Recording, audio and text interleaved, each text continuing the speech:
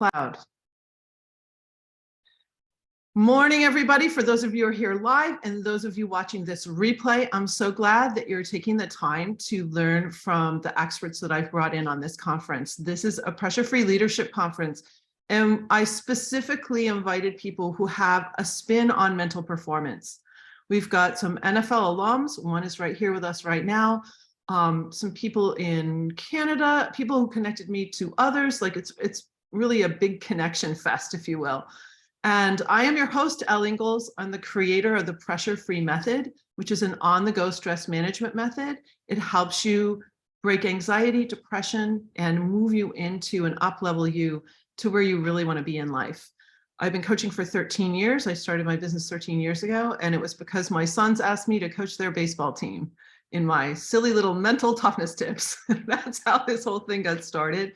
I'm so glad to have our first guest on here. Desmond and I met through our speaking coach. So we share the same speaking coach out of New York. And he said, oh, you need to meet Desmond, when I told him that I was doing this event. So Desmond, welcome. I want you to introduce yourself to everyone here and then just launch into whatever you would like to share this morning. Oh man, you're giving me a whole wide range of stuff there. You may have to rein me in. I will. Give me more focus here. But so my name is Desmond Clark. Most people know me because of my background of playing 12 years in the NFL, 8 years with the Chicago Bears. But more so recently, I am the proud owner of Bear Down Logistics, which we are a third-party non-asset logistics brokering company. I come from Lakeland, Florida. I live in Orlando, Florida now, which is about 45 minutes away from my hometown. And yeah, so that's a little bit about my background. I also say that I graduated from Wake Forest University, but very proud of that with a communications degree. But since the NFL, I've dabbled in a few things. One of those being real estate, the other being being a financial planner before I became a full-time speaker and also started the brokerage business. Where would it be best to go from here? Give me just a little bit of direction.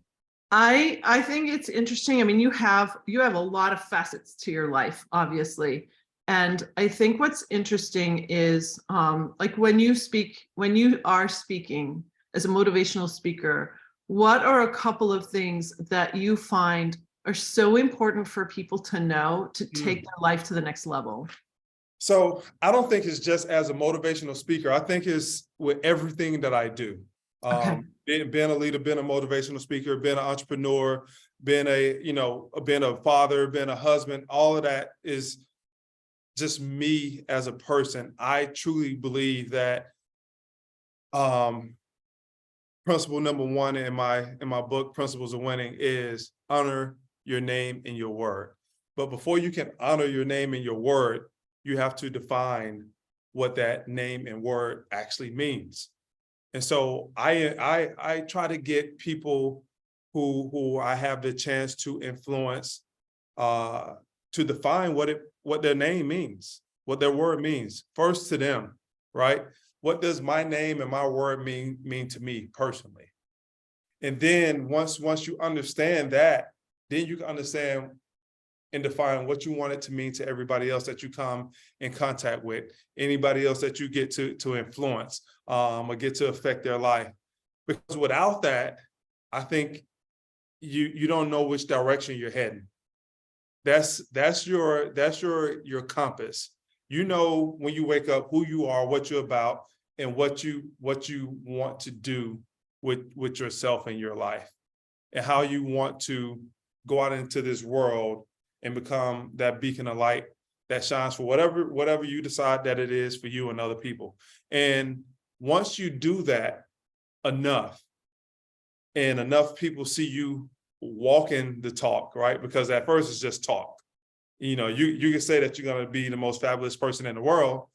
That's great, but now you got to walk the talk. And when enough people consistently see you walk the talk, then you develop a reputation, and then you develop trust. And I believe reputation and trust is the cornerstone of building whatever you want to build. I don't care if it's a family. Right. Your significant other has to know you for something and be able to trust in that. Your kids have to know you for something and be able to trust in that. If you want to build a strong family, if you want to build a strong company, your employees and the people who work with you, your partners, they have to understand who you are, what you bring to the table, what you stand for, and be able to trust in that, to be able to build something of significance. So when you ask me that question, what's very, very important when I step on the stage, the planet is the stage. The planet is the stage. Yeah. Unless I go to the moon or to Mars somewhere, then we can Right. talk about another stage. But right now, the planet Earth is the stage, and when I step onto the stage and I gain that consciousness every morning, that's the most important thing that I believe I can relate to people is, hey, honor your name and your word. And then from there, other things start to happen for you. I'm curious about honoring the name. I actually changed my name, the name that I go by, Mhm. and it's really pretty powerful. And I think that you can, talk a little bit about that, the name thing, because I think that's important for people. So you could change your name, right? But you didn't change your identity because you changed your name. Yeah, I think I actually kind of enhanced it in a way. Yeah. Like So I let go of a little something, and rather people, my lights went off. I gotta move. that's okay. You're good. Come back on over here. There we go. It came back on. Sitting too still too long, then the lights go off. But you can change. Like some people call me Desmond, some people call me Des. Oh, right. Yeah. So that part, the name, I guess, is not something is whatever your name represents. Mhm. So Yeah. it's more about the representation of the tag that you are known by. Oh, got it. Yeah. If you, because your name is just your tag, like Nike, that's just your brand. And people change their brand over time, right? Yeah. Change names of companies. I just learned this morning that the company AIT was Arid something. But they seen Federal Express change their name to FedEx. Oh, right. So they changed their name, but that didn't necessarily change what they were known for. Mhm. So that's just a representation. Yeah. Mhm. What will your tag, what will your brand be known for? I guess if we dig deeper into it, is probably a deeper meaning of name. Yeah. I think some people feel like their name is heavy sometimes, especially if they've been named after someone or like they're the fourth of something, Tag, who's going to be on here, he's the third of his name and his son is the fourth of his name. That's sometimes an interesting thing too. But I love what you're saying here. Yeah. So I didn't name my son Desmond Clark Jr. My ex-wife wanted to name him Desmond Clark Jr. I was like, no. I was like, because I never want him. And this is after, I played in the NFL or right at the end of my career. I was like, I never want him to have to ever live up to anything that I've done. I want him to have his own identity. Yeah. Powerful. I have a little brother that's 12 and a half years younger than me. And he played in the NFL. Now he plays in the CFL. But when he was in high school and I was in the NFL, every time he would do something good, they would refer to me. And I just didn't I didn't like that. I was like, he's doing that on his own ability. Right. It has nothing, and I get it, I understand, but I didn't want my name to cast a shadow on his name when he was out there providing so much light on his name. Yeah. So when you say a name could be heavy, it really can be. And a lot of times, I mean, when you think about that analogy of being heavy, I want my name to be heavy. I want my name to hold weight, right? Yeah, yeah, yeah. Yeah. So, but I get what you're saying. It can hold weight in the wrong way if you're named after someone else. Yeah, yeah. And then that idea of your word. I was with a coach and she said to me, Elle, you honor your word to other people really well, but you need to honor your word to yourself more. Mm-hmm. That was really powerful. So I'd love for you to riff on that a little bit. I mean, what does it Yeah. mean to honor your word to yourself, you know? The best credibility that you can have is credibility with yourself. Because if I know that and I have these talks with my wife a lot, like, our weight go up and down, right? And I'll tell her, she'll say, oh, I'm about to start working out doing this. I was like, I'm not. She's like, well, why not? And I was like, because I'm not ready to, and I know I'm not going to do it right now. And I don't want to lie to myself, because I know I'm not like when I first started this company, I wasn't working out like I should be. And I knew I wasn't going to work out. So I never lied to myself. Oh yeah, I'm gonna get back in the gym and I'm gonna start working out hard. It wasn't going to happen. And I wasn't going to lie to myself and say that it was going to happen, because then I get used to lying to myself. And over time, subconsciously, it just becomes your norm. Yeah, yeah. That's And you don't even recognize it. And then when you can do that with yourself, you'll definitely be able to now pass that along and do it to other people. Yeah. So I did a post this morning and on LinkedIn, and I was talking about, is your word your flesh? Now that has biblical undertones. They're not even undertones. Pretty overt, yes. Yeah. But when your word become your flesh, basically when your word becomes who you are as a person, and people can hear you, but then they can see it also. Yeah. They hear what you say, but then they can also see it in what you do. Right, in the actions. Yeah. Now you got the name that's representing something, which is hopefully is written like mine. So that's the word. And as you continue to give your word, that becomes who you are, your flesh. People can now identify with that. And if they identify with it in a way, especially if you're an entrepreneur or you have a business or have something to sell, if they can identify with it in a way that they gain a liking for who you are and could build trust, now whatever you have that you're selling, if they need it, if they could use it, they're going to be more apt to do so, because your word represents who you are, and who you are represents something to them that they can like and that they can trust and that they can identify with. I love it. My sons have their own company, and their number one core value is love and respect all people. When they go into a shoot, they're video production people. When they go into a shoot, that is the overarching thing, whatever it is.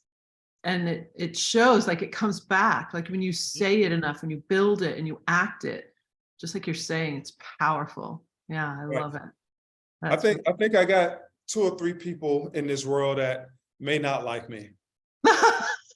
Well, there's about 9 people in the world that aren't very nice. Who did I hear this from? A great salesperson said this, and they just kind of, you catch them a few times, but there's only about 9 of them. But even those 2 or 3 people that may not like me, the one thing that they can't say is that I didn't honor my name and my word. Nice. They may not like the way I had to honor my name and my word, but they can never say that I didn't honor my name and my word, and I didn't represent myself to them exactly as I told them that I would. Wow, that's really powerful, Desmond. I love it. I love it. We Yeah. have about 10 more minutes. Can you share about another one of your pillars? Because I know that's a thing for you. Yeah, man, and I got the book right here. So nice. It's on my mind right now. So the second thing, so your name and your word is about you as a singular person, right? And now, but you don't win consistently, and you don't win big by yourself. You win consistently and you win big when you put a team together. But in order to put a team together, to put a team around yourself or become, a major player on somebody else's team, you got to understand how to develop powerful relationships. And for me, that's principle number 2, is the power of relationships. But how do you build powerful relationships? There's a few components to that. I believe the first component is you just got to have a positive aura about yourself. I didn't say you got to be happy all the time. I didn't say you got to be cheerful all the time, because we live in this life where you're going to get down sometime. But in general, have a positive aura to yourself. And I've asked this question a million times, and this is going to be 1,000,001. How many people out here, by show of hands or by yes, sir, I do, like being around negative people? I've never had anyone say, yes, that's me. I love being around negative people. Never had anybody say that, right? So if you know that, and you know that's true for you, and you see that it's true for everybody else, then that tells you that being a person of a positive aura is what you need to be if you want to attract and keep powerful relationships. Mm-hmm. The second thing is be a person of value. What does that mean? Well, you can only bring value to the table if you can understand what's valuable to someone else, right? And if you can understand, hey, what's going to be valuable to Elle, what's going to be valuable to Krista here, what's going to be valuable to Scott, by having conversation with them and gaining an understanding, and now you could provide that. Now you just became valuable. And again, I never had anyone answer anything but one way for this question. Do you want to be a person of no value, or you want to be a person of? Oops, we lost you there. Person of immense value. So how do you do that? You become a person of value. You want to offer value. Hey, Desmond, I think your mic went weird for a moment there. Oh, maybe it was just a blip in the Zoom, which happens. Can you hear me? Can you hear me? Yeah, sort of. It's kind of going weird. Not sure why. Hear you.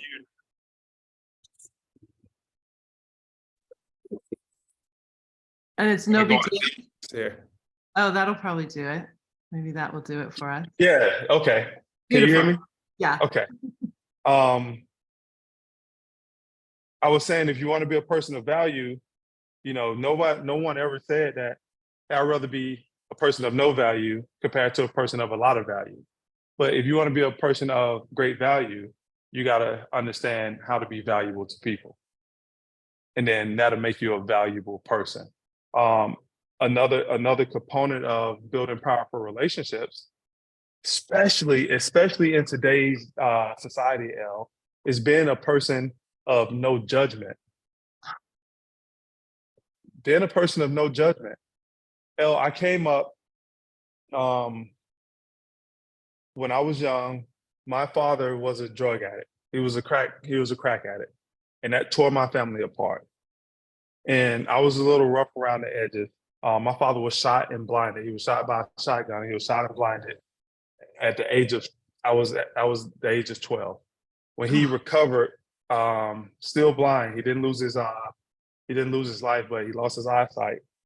So when he wanted to smoke his crack pipe and over my grandmother's house, because him and my mom was no longer together, he would ask me to go in the back room with him, and I would actually light his crack pipe for him. And there are a lot of stories I could tell you about me wanting to be around my father and things that I've seen and things that I've done, just wanting to have a connection with my father. Wow. So a little rough around the edges early, had a chip on my shoulder early. But I talk about my Coach J's. My Coach J's, Coach Joyner, Coach Jackson, Coach Joe, Coach Jones, my middle school and high school football coaches. Uh-huh. They were men of no judgment. They didn't judge me. They just wanted to help me. Wow. They just wanted to understand me. They seen something in me that maybe nobody else was able to see. I wasn't able to see it. But as they got to know me, they got past the 15 the 175 characters or 250 characters on Twitter that we see today, and got a deeper understanding for who I am as a person and what's really beneath and what really drives. Why am I acting the way I'm acting? Right. Yeah. Why do I have the opinions that I have? Why do I present myself the way that I present myself? They got to understand that and they got to know that. And it was because of them men being mentors to me. I can tell you that's the reason that I'm in front of you today, because they didn't pass judgment. You know what they did? What? They were curious. They were curious about who I was and who I am. And that's what we have to, if we want to have form powerful relationships, that's the third thing that has to be in place. Another component of building powerful relationships is this, and I love this one because I think this is where I strive the most. We have to be encouraging and challenging all at the same time. We have to be the person's biggest cheerleader, and sometimes we're gonna have to kick them in the butt. And you got to know how to kick people in the butt the right way to get them going. My son last night, I had to kick him in the butt. But once I kicked him in the butt, I showed him his work, and I was like, as you let me be tough on you, look how you started off here compared to here, compared to here, compared to here. I was like, you see how much better you got as I was being tougher and tougher on you? He was like, yeah, I actually see it. I was like, that's why you have to allow me to be tough on you, because sometimes I'm being tough just to make you better. But this morning, I mean, it was to the point that he was in tears. But this morning, I wrote him a letter before I left in the morning. I told him how much I love you. And I was like, your dad is tough on you because I know you're great. I don't know if you know that you're great yet, but I know that you're great. And as your dad, I want to see you accomplish that greatness. And that's why I'm tough on you. And you was able to see it last night as you got better. I was like, as a dad, sometimes that's the way I show my love. Have a good day in school, and I'll see you when I get home. Encouraging and challenging, all at the same time. And you got to be both. And then the last thing, if you want to build powerful relationships, is that you got to be consistent and you got to be reliable. And I don't need to go into a long-winded thing about that. Everybody know about consistent and reliable. You got to show up the same way primarily all the time. You gotta show up. And how you do that, Harvick, or how you do anything is how you do everything. How you do everything. Yes. That's really great. Wow. Desmond, this has been fantastic. Thank you so much for sharing deeply. And I really, I mean, we could talk another whole half hour about the judgment thing. Right. We could do another whole show just on that, because we've become a very judgy society, and it breaks my heart. And another thing that you brought up that I think is important is, you know, it's not so much even like positive, but when your heart is open. We have a lot of closed hearts today, walking around, and people can feel the hearts that are open. Scott just wrote, lead with curiosity. So beautiful. You have brought so many great things, and I really appreciate it. I know you have to go off to work, but hey, and I see Alex is on. I just want to say hello to my my NFL brother. And I had one more thought, but now it escapes me. Yeah, I was gonna say something else, but it escapes me. But hey, have a great rest of the show.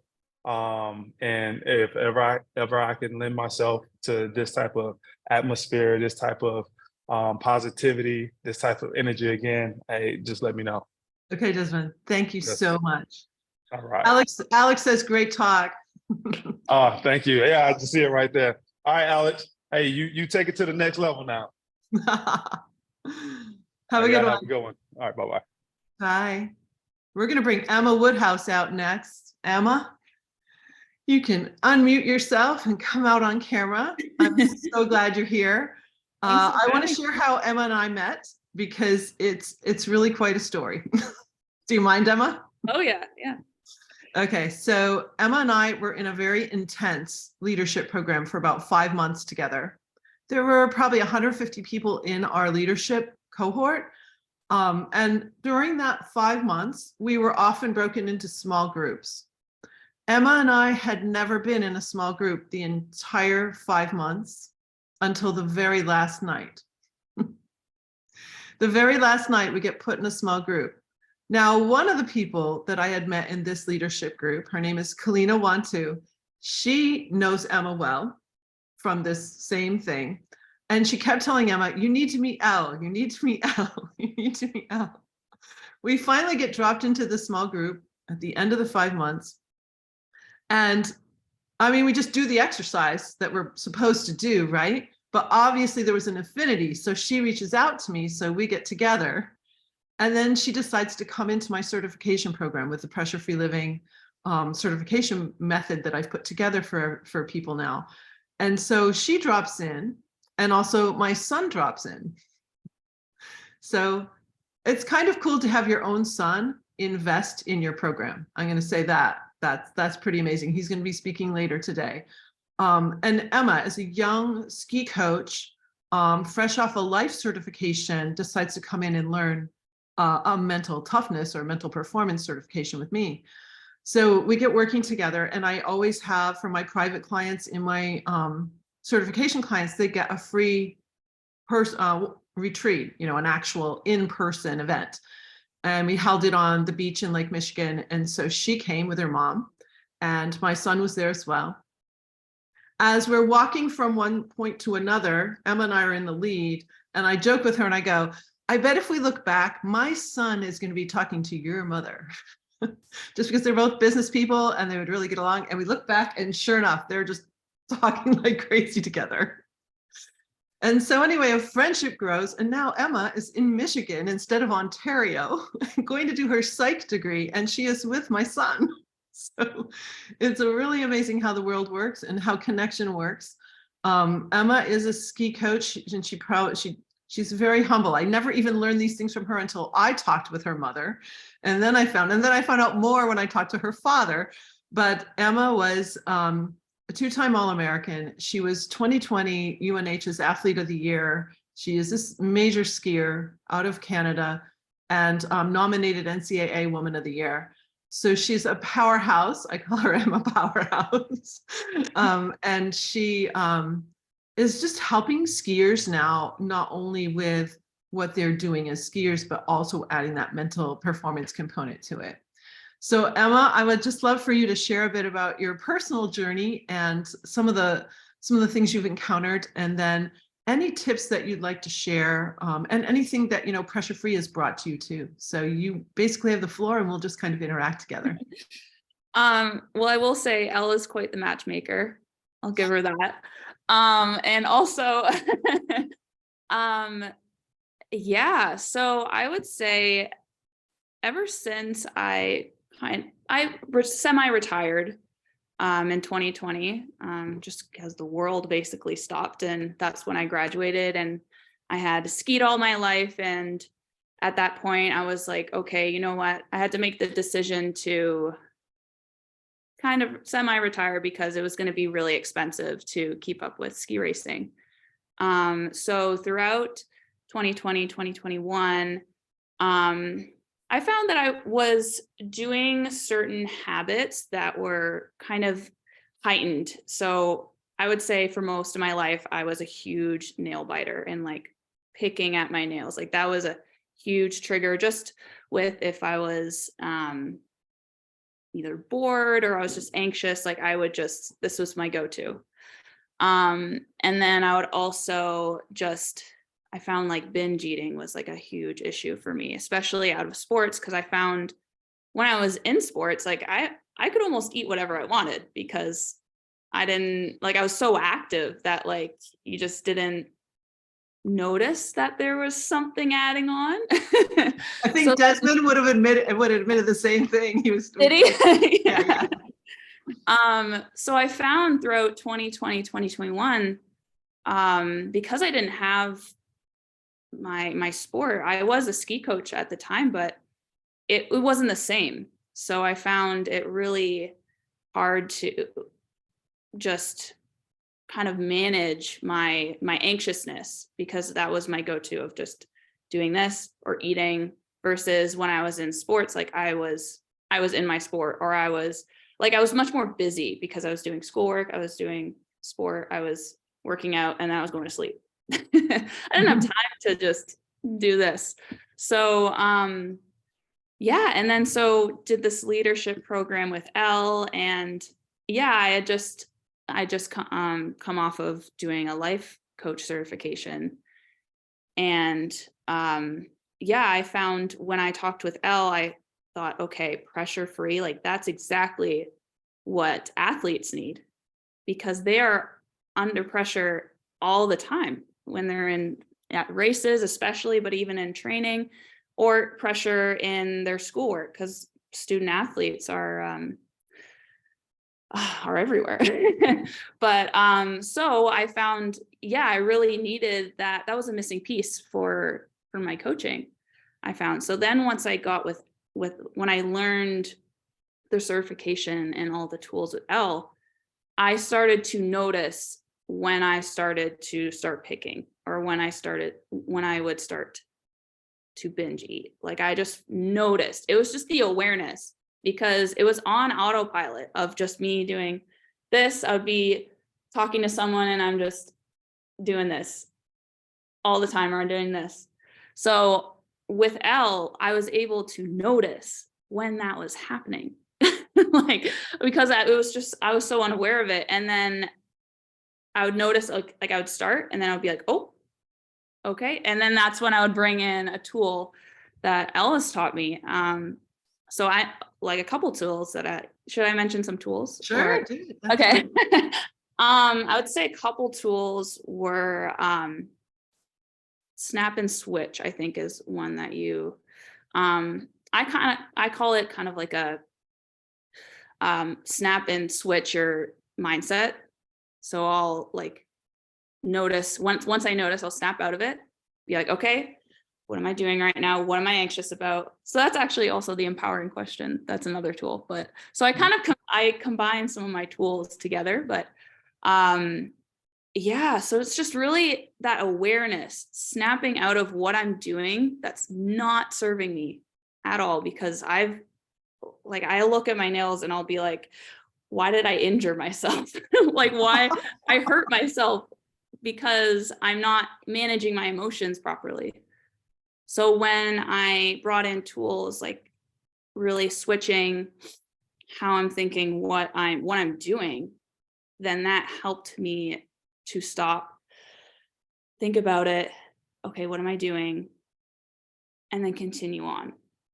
And then I'm not hurting anymore. And I'm not thinking about like the finger that is hurting me because I let my emotions get too far. Yeah. So those have been really, really big for me. And then also getting into my coaching journey. Also growing up, I would get so nervous public speaking. Even doing something like this, I would be shaking. Like I would be like this. Oh, right. And you would hear it in my voice of how nervous I would be. So yeah, so even going into pressure free, I was able to learn the tools to help me to stop doing this. Yeah, absolutely. Absolutely. Like building the confidence in myself to be able to talk freely and have the confidence and belief in myself.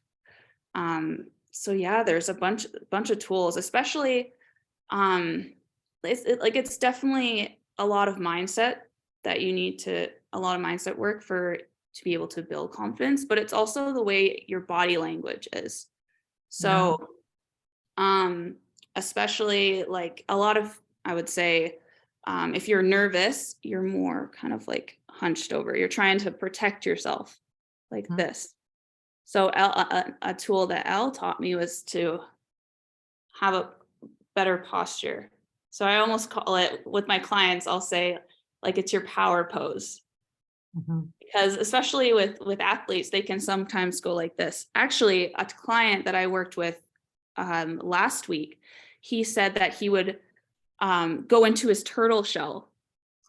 That's Right? how he explained it. That's what he would do when you get really nervous. He wouldn't talk to anyone, and he'd turtle. Wow. I Yeah. told him, I was like, that's what's creating. That's you're building the nerves. Just being in this ball, you're holding in the ball of nerves. So Yeah. just opening up and opening up your shoulders. I even told him to smile a little bit. Enjoy yourself. Sports are supposed to be fun. Right, right. So when I told him to just open up, like that's your body's its signal to your brain. Yeah. That you're good. You're open. You're good. You're safe.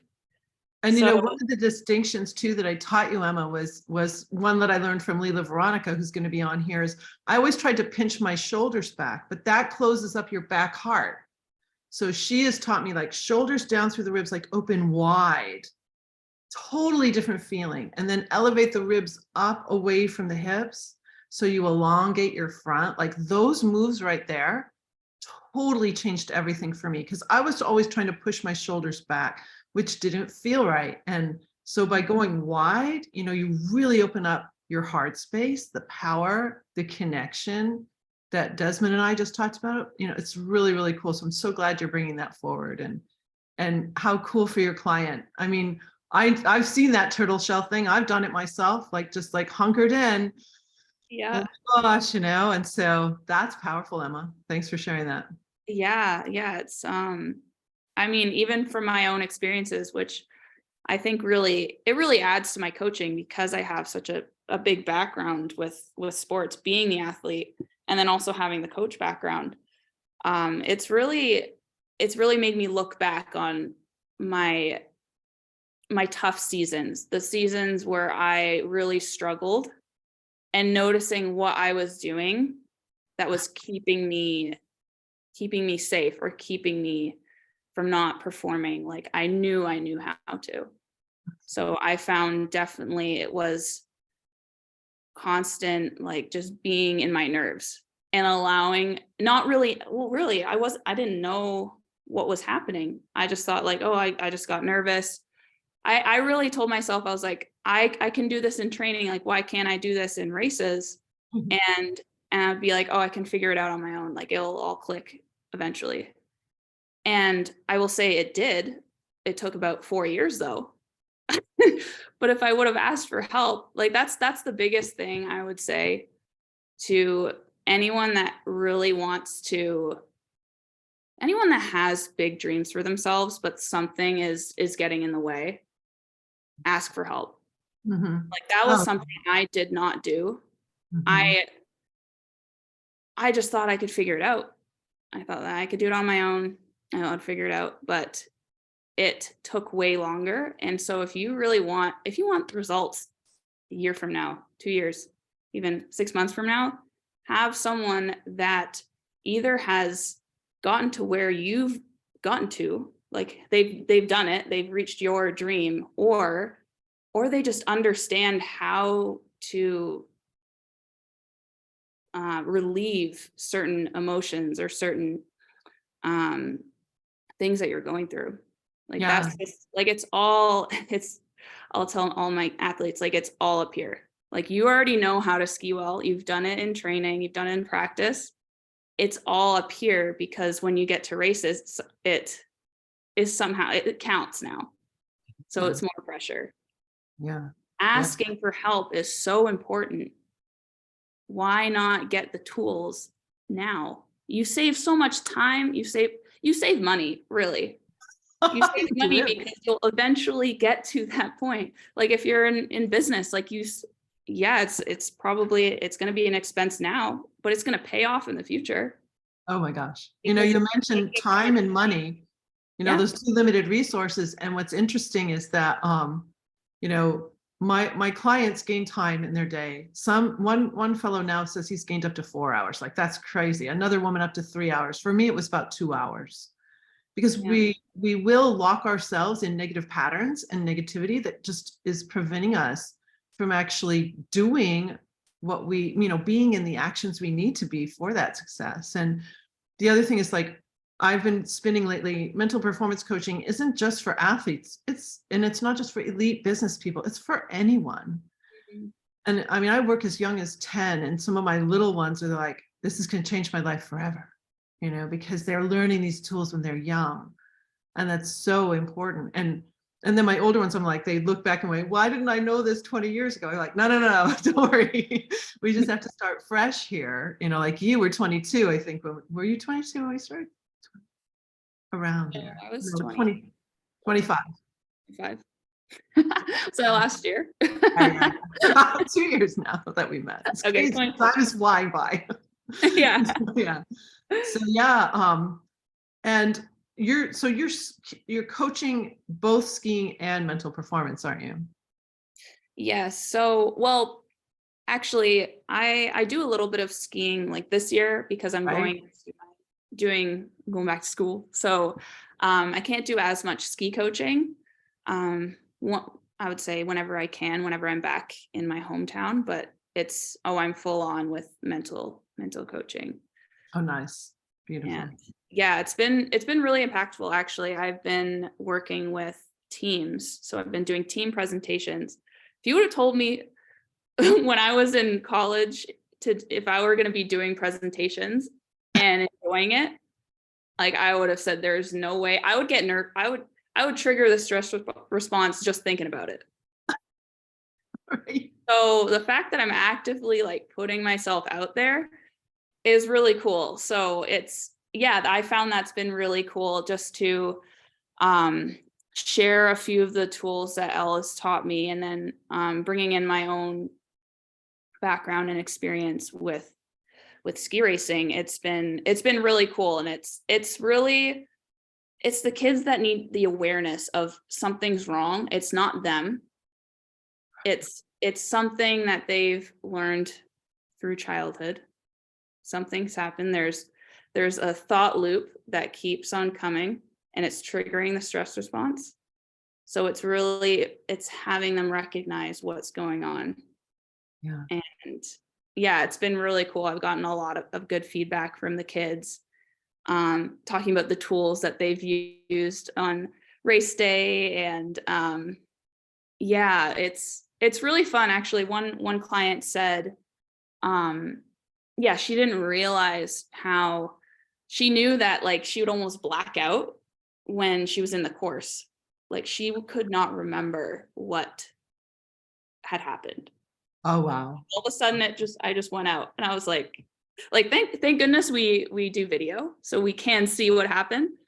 So I was working with her, and she had said the fact that I can remember when I'm skiing, like, what I'm doing, has been life-changing for her. So she's been able to remember, but then also feel more confident in herself when she is skiing, because that was a big thing, that she was afraid of falling, or because she's gotten, she tore her ACL a few times. And yeah, so it's been really life-changing for her, just because she absolutely loves skiing. She is obsessed with the sport. She loves it, and she has such big goals for herself, but her own mind holds it back. Yeah. So just having the awareness and giving her the tools to really help her.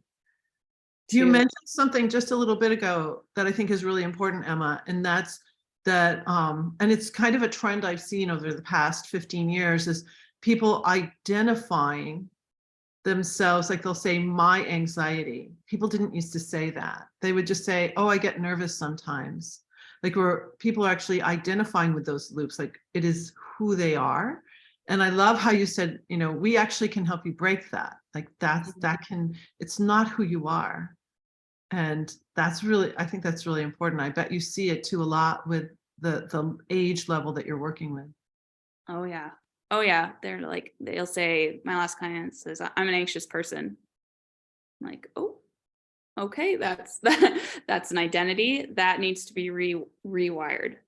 Or someone, another client would say that, um, like I never ski well in soft snow, All which right. like with ski racing, like you can get any sort of condition that like it can get crazy. So for them saying like I can't ski well in soft snow, then that like automatically that day is it's almost over for them because they're like I can't do it and I'm not going to ski well. So their confidence just completely diminishes. So it's so important to just notice what you're saying to yourself, notice how your body is reacting, Mhm. and then really working on creating it's really all about habits. It's creating that habit of doing the tool of switching your mindset, switching something, and then eventually once you consistently do that over time, it like me, like oh I hate public speaking. Like I used to say that. Like I'm not very good at public speaking. Like I can't talk in front of people. I used to say that. And now like that's not a part of my identity anymore because I know what to do when I start to get a little nervous. And this is the first time I've ever brought you on one of my shows. Like this is the first time. Yeah.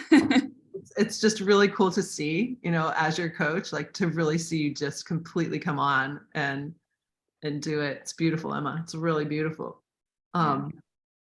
There's something I was thinking about when our clients say something like that, or the people that we're coaching, for those of you who are coaches, we say something, you'll hear the client say, for example, I had a runner say, oh, I can't run in heat. Mm.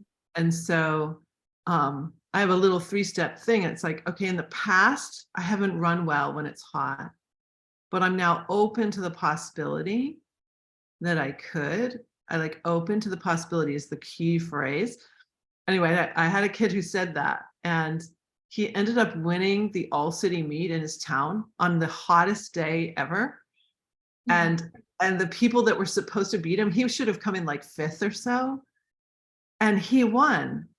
And it was just the biggest joke, like, okay, so I guess you can run in heat now. Like you just did it. And it was so cool for him. He now coaches. So he's now a track coach, cross country and track coach. It's so cool to see. But yeah, those little things we tell ourselves, I'm really glad you brought that forward because it can be subtle, but it will be the thing that prevents the true success of a person in whatever it is they're trying to do. Totally. Could be math, could be art, could be anything. Mm. So we have a few more minutes here before our next speaker. Anything else you want to impart or share before we close out, Emma? I would say, I would just say you're built for more. I love that. You can achieve anything you want in life. You really can. Like no matter the circumstance, just you can even watch a few documentaries of, especially for me, I love watching famous athlete documentaries. There are so many successful athletes that have come from nothing.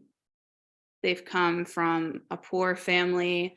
Des mentioned that his father was a drug addict. Like they've come from families that have dealt with mental issues, that have come from rock bottom. Mhm, And mhm. so I would just say like you can do anything you want. You really can. And it's all up to how you think about yourself and what you want to achieve. Having that clarity and direction of what you want to achieve, and just having full belief in yourself, you'll get there. Mhm. And sometimes it will be sooner than you expected. Sometimes it'll take a little bit longer, but you'll get there. If you fully believe in yourself, if you really want it, you can get it. And I've found actually just being a positive person, just being grateful for everything you have, being hopeful for the things that you'll achieve in the future, just having that mentality, good things come to you. They really do. Mm-hmm. Mm-hmm. Well, you're So, keying right off of what Desmond said too. It's really cool. This like back to back here is working really yeah. well. And you went back to racing this year, and that's kind of cool, I think. Yeah. Actually, yeah, because of my background, a lot of coaches like wanted me to race. So I was able to actually, I think this was the first season that I think this was the first real season that I applied pressure-free tools as the athlete. And I started to notice I started to put some pressure on myself. But that's when I brought in the pressure-free, like, okay, I got to get these tools because I'm not letting the pressure get to me, because I shouldn't have any pressure, because for me as the coach, like, the results don't matter to me, but this is the competitiveness in me that wanted to, Right. to put the pressure. But yeah, so it's yeah. But I think there's it's interesting because we will put a lot of challenge and pressure on ourselves. I mean, it was challenging if you go back to ski racing, so you put the pressure on. And the key is that, of course, we're going to have challenges, pressures, situations, but you're not triggering the stress response. Like that's the whole key. That's what you were doing. Yeah. So awareness, catching when the stress response is it's like, okay, it's gonna build, but you stop it. And then you'll be fine. It's just really the awareness and having the right tools to put in place. Absolutely. So cool, Emma. Well, thank you so much for being with us. We're going to have another Canadian coming on next. I think I put you two back to back. Yeah, I did. Really fun. And so Ontario, Canadian skier, went to my parents' alma mater, which is too strange too, University of New Hampshire. And I'm just so glad that you're helping young athletes right when they need it. It's really, really cool. So thanks for being on, Emma. And we'll get ready for our next speaker here. And Tag says, nice job, Emma. So Oh, thank you. Yeah, thanks so much, yay. Elle. Really appreciate you for having me. Thanks. Scott had an idea for me here, and I've never done this before, of stopping and restarting the recording.